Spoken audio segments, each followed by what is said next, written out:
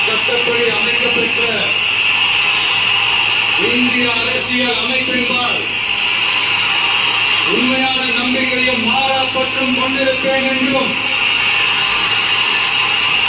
இந்திய நாட்டின் ஒப்பில்லாத